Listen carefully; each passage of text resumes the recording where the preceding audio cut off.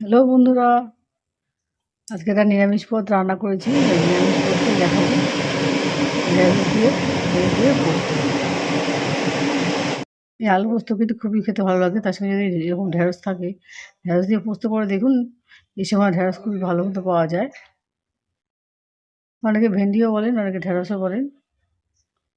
ভালো করে এবার লম্বা লম্বা করে কেটে নিয়েছি। দেশি যেহেতু ঢেঁড়স ছোটো ছোটো, বড় হলে আধা টুকরো করে নেবেন। কড়ার মধ্যে তেল দিয়ে কালো জিরা ফোড়নটা দিয়ে দিলাম। কালো জিরা ফোড়ন দিয়ে পোস্ত রান্না করতে খেতে খেতে খুবই স্বাদ হয়। যে ফোড়নটা হয়ে যাওয়ার পরে আমি ঢেঁড়সগুলো দিয়ে দিলাম, সঙ্গে আলুও দিয়ে দেবো এর সঙ্গে এক করে।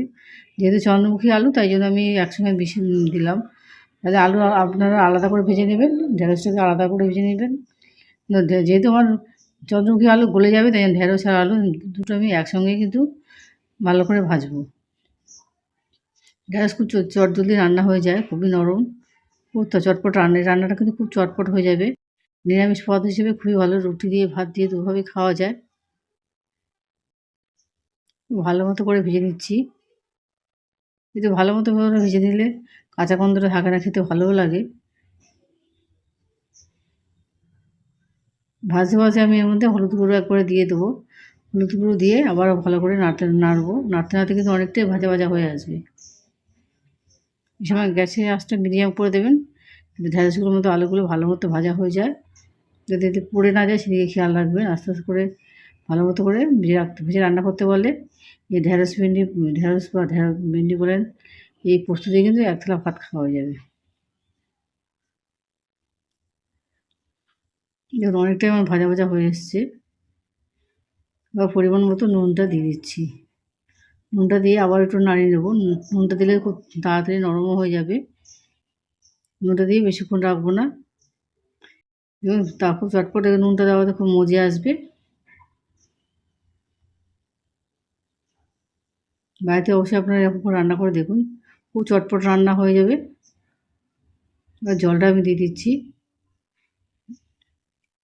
যেহেতু আমি ভালো মতো ভেজে নিচ্ছি, অনেকটা প্রায় ভাজা ভাজা হয়ে এসছে, তাই বেশি জল দেবো না, সামান্য পরিমাণে জল দিয়ে সিদ্ধ করতে দিয়েছি।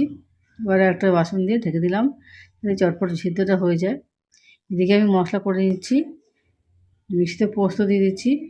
যতটা আপনার সবজি সেই অনুযায়ী আপনার পোস্তটা নিয়ে নেবেন। এবারে আমি কাঁচা লঙ্কা দিচ্ছি, যেমন যে যেমন ঝাল খান।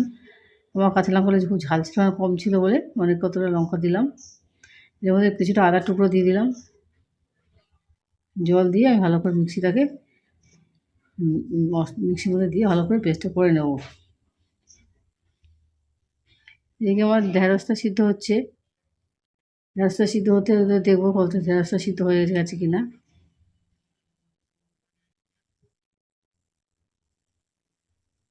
প্রায় হয়ে এসছে কিছুটা। একটু খুন্তি দিয়ে দেখে নেবেন ঢেঁড়সটা সিদ্ধ হয়েছে কিনা, আলুটা সিদ্ধ হয়েছে কিনা। এর মধ্যে পোস্ত বাটাটা ছিল, পোস্ত বাটাটা দিয়ে দিলাম। আমার কিন্তু ঝোলটা কিছুটা ছিল, তার সত্ত্বেও আমি দিয়ে দিলাম, যাতে ভালো মতো মাখা মাখা হয়ে যায়। পোস্তটা দিয়ে ভালো মতো গায়ে গায়ে কিন্তু আনতে হবে, শুকিয়ে আনতে হবে। পোস্ত কাঁচা ভাবটা যাতে দূর হয়, সেই জন্য জল অবস্থায় কিন্তু আমি আমার পোস্তটা দিয়েছিলাম। আস্তে আস্তে শুকোবে যখন, ততক্ষণ সত্যি খেতে ভালো হবে। আপনারা লাইক এবং সাবস্ক্রাইব করতে ভুলবেন না। কমেন্টে অবশ্যই আমাকে জানাবেন কারা কারা এরকম ঢেঁড়স পোস্ত খেয়ে থাকেন, ঢেঁড়স আলু পোস্ত খেয়ে থাকেন। খেতে খুবই মজাদার, রুটি দিয়ে ভাত দিয়ে অবশ্যই ট্রাই করে দেখুন। আমার ঢেঁড়স পোস্ত খুবই সুস্বাদু একটা পদ, নিরামিষ পদ হিসেবে খুবই ভালো। বাড়িতে সবাইকে একটু খাইয়ে দেখুন নিরামিষ পদ ঢেঁড়স পোস্ত।